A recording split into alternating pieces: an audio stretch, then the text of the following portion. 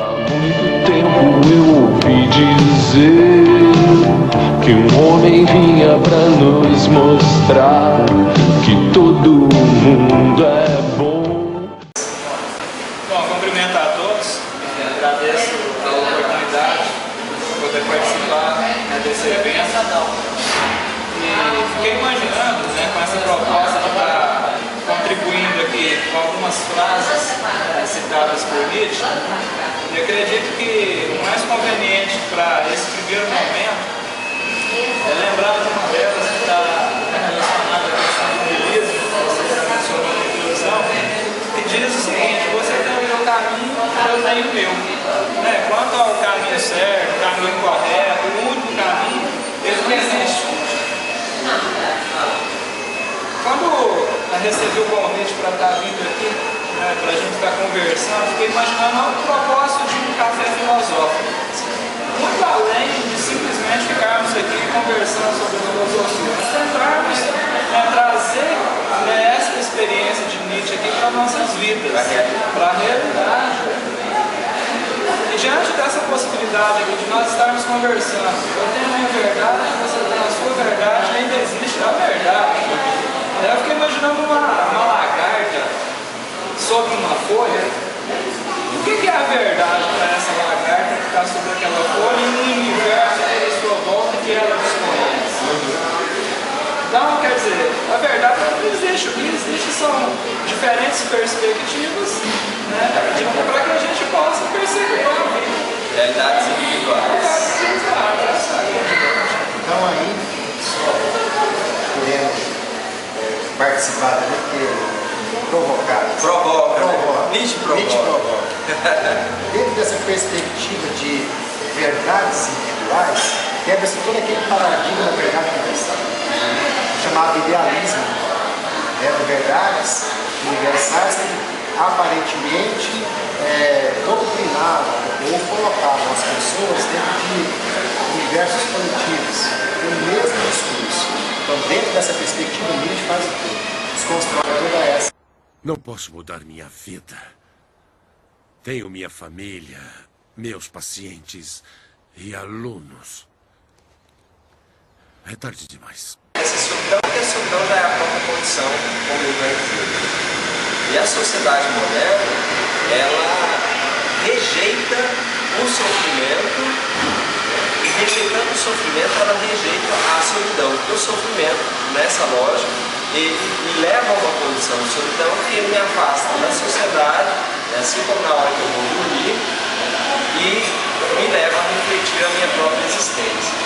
E a sociedade moderna, ela se caracteriza, no meu ver, pela fuga da solidão e pela fuga do sofrimento. E não há como você se encontrar se você não procurar lidar com o aspecto da solidão e com o aspecto do sofrimento, que fazem parte da condição humana.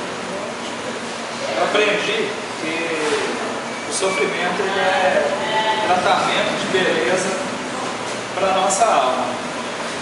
O Nietzsche menciona isso. Ele tem uma frase dele que diz assim: é preciso ter um caos dentro de si para dar a luz a uma estrela cintilante. Eu estava observando, me resgatando no livro do Pequeno Príncipe. Lá tem um diálogo da flor com ele. A flor disse ao Pequeno Príncipe: eu necessito, é preciso que eu suporte umas 2 ou 3 larvas para que eu possa ter contato com as borboletas.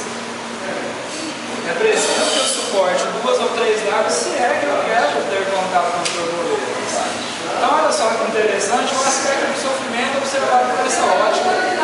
Nós vamos conseguir sair disso mais rápido e utilizá-lo como uma mola propulsora para que a gente possa galgar esses obstáculos dessa estrada chamada vida.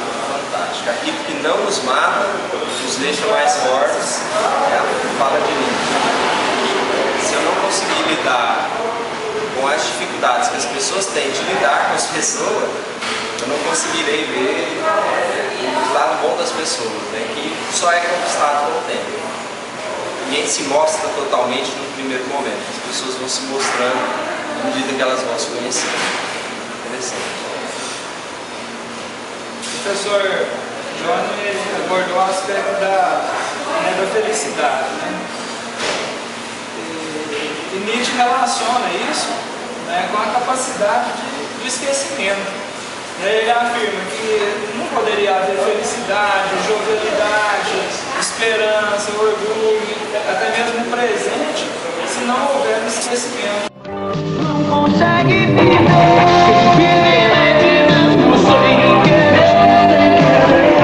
Vale um pouco pelo prazer, mas pela evidente razão sobreviver.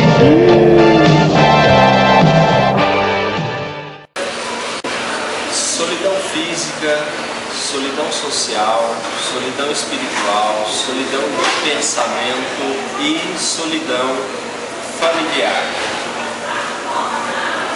Quando a gente pensa a solidão, e a gente mencionava isso agora há pouco, a gente pensa também a questão da timidez,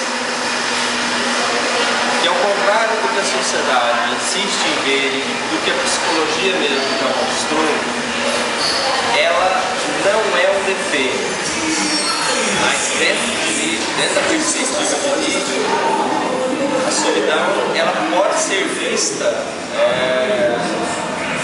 enquanto timidez como uma forma de seleção, ou seja, eu seleciono aqueles que vão lidar comigo, trabalhar comigo, falar comigo e assim por diante.